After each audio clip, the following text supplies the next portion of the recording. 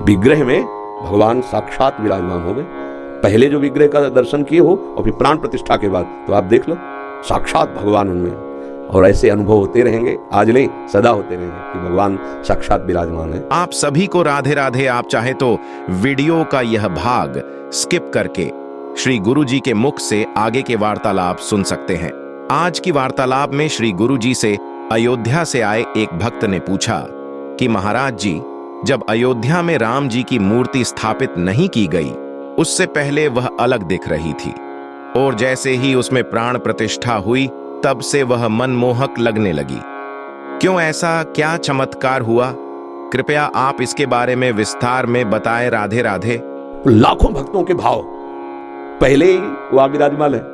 फिर मंत्रवेत्ताओं, ऐसा नहीं कि न मंत्रवेत्ता रह गए न ब्रह्म ऋषि रह गए, ना ऐसा नहीं, सब है।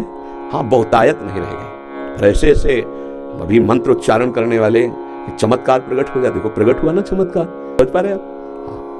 भाव से खंभे में किया तो नरसिंह प्रकट हो गए। मंत्र का उच्चारण भी नहीं किया, दो ही भाव हमने बताया, एक मंत्र एक भाव। जब ब्रह्म ऋषि आवाहन करता है मंत्र से तो भगवान जो सर्वत्र विराजमान है वो वहां प्रकाशित हो जाते हैं। हृदय में भगवान सबके विराजमान है ना, पर प्रकाशित तो नहीं है ना। जहां मंत्र जपे आप, हृदय में भगवान प्रकट हो जाते हैं। ये इसमें कोई संशय नहीं है। मंत्र और भाव दो के द्वारा भगवान प्रकट किए जाते हैं। इससे हृदय में भी जो मंत्र नहीं जप रहा, नाम जप नहीं, जिसके भाव नहीं, भगवान भाववश्य भगवान जहां कहीं भी देखो। ये तो श्री भगवान की प्राण प्रतिष्ठा हुई। धन्ना जाट का नाम सुना है? उन्होंने बच्चे थे तो कथा हो रही थी, वहां बैठ गए तो पंडित जी कह रहे थे कि जो भगवान की सेवा नहीं करता, भोग नहीं लगाता, उसका जीवन व्यर्थ है। 9 किशोर बालक थे। ये बात बेटे, भगवान की सेवा। तो एक दिन पंडित जी कथा के पहले वो अपने ठाकुर सेवा करते थे, वहां पहुंच गए, देखा ठाकुर सेवा और रोने लगे, हमको भी ठाकुर जी दे दो, गुरु जी हमको भी ठाकुर जी दे दो। उन्होंने देखा बच्चा है, ठाकुर जी की बात कह रहा है। उनका कथा के बाद 7 दिन कथा हो जाने के बाद वो इंतजार करते रहे। 7वें दिन वो सब अपनी सामान बांधे और घोड़े पे चलते थे उस समय। तो वो रास्ते में पीछे गुरु जी आप कह रहे थे भगवान दे देंगे कथा के बाद। उनके मन में दया आई कि बच्चा है क्या, तो अपने शालिग्राम भगवान विराजमान को भांग का बट्टा, भांग खाते थे लोग वैसे। बोले तुम्हें छोटे ठाकुर चाहिए कि बड़े ठाकुर? तो बच्चे थे, उनका बड़े ठाकुर चाहिए, तो भांग का बट्टा दे दिया। अब देखो कुछ नहीं है भांग बांटने वाला, बस वो भाव कर लिए ना मेरे। अब गरीब घर में थे तो बाजरे की रोटी, माँ 1-2 रोटी ऐसे ठाकुर जी को। और उन्होंने बताया था कि सेवा कैसे करोगे? बोले नहा के नहला देना और पवा के पा लेना, समझते थे ऐसे। अब वो बालक उनका पाव 1 दिन 2 दिन 3 दिन 4 दिन ठाकुर जी हट कर लिए, नहीं पाए स्वयं। जब हट करके कि हम अपने प्राण त्याग देंगे लेकिन बिना आपके पाए हम पाएंगे नहीं, तो वहीं प्रभु प्रकट हो गए। भांग के बट्टे से भगवान प्रकट हो गए, मित्रवत धन्ना जी के साथ खेलते भगवान। भाव और मंत्र दो में बड़ी सामर्थ्य है, उसमें संशय नहीं करना चाहिए, बहुत अपार सामर्थ्य है। अब क्या हो गया, इतना आहार विहार अपवित्र हो गया है कि मंत्रों को सिद्ध कर पाना उसको से थोड़ा कठिन। पर ऐसा नहीं कि नहीं है। त्रिकाल संध्या करने वाले ब्रह्मणत्व से युक्त जो ब्रह्म ऋषि जन है, अगर मंत्रवेत्ता आवाहन करें वैसा ही प्रभाव। आप तो वहां दर्शन ही किए होंगे, प्रभु के दर्शन ही किए होंगे। आप दर्शन करना, हाँ हमें तो दूर से भी उनका, जैसे सूर्य का तेज है ना संपूर्ण ब्रह्मांडों में छाया रहता है, पर वो एक कांच होता है जो विशेष, वही सूर्य के तेज को पकड़कर आग लगा सकता है, होता है ना। ऐसे ही भक्तों का हृदय कुछ विशेष होता है, कहीं भी हो तो तेज उधर से।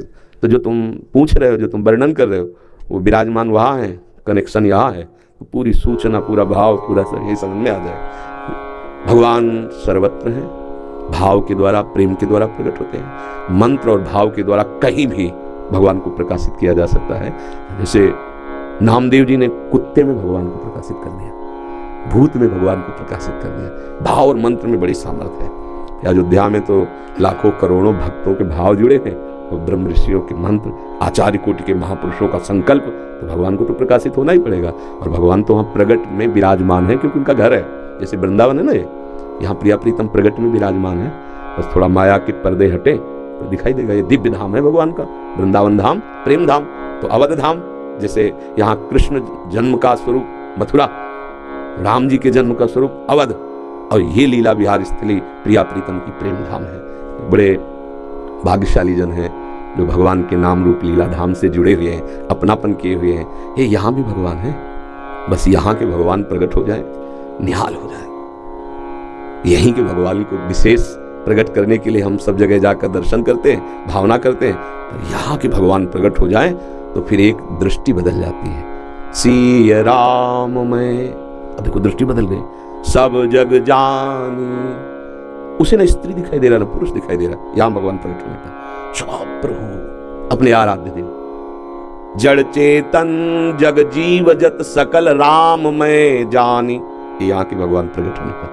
न जड़ है न चैतन्य, एकमात्र प्रभु। कैसा परमानंद होता होगा उन महाभागवतों को जो शब में भगवान का दर्शन करें। जैसे मंदिर में जाके दर्शन करते हैं, ऐसे सबके हृदय मंदिर में भगवान विराजमान। पर्दा हटा माया का तो भगवान सबके अंदर बैठे उस महापुरुष को दिखाई देते हैं। भाव और मंत्र में अपार सामर्थ्य है, इसमें कभी संशय न करें। ठीक है। महाराज जी ने ये जो बताया है यह आज के जीवन का सच है और हमें इस सत्य को स्वीकार करना पड़ेगा। अगर आपको यह वीडियो अच्छा लगा हो तो इस वीडियो को लाइक, सब्सक्राइब करें और अपने दोस्तों के साथ जरूर शेयर करें और कमेंट में राधे राधे जरूर लिखें।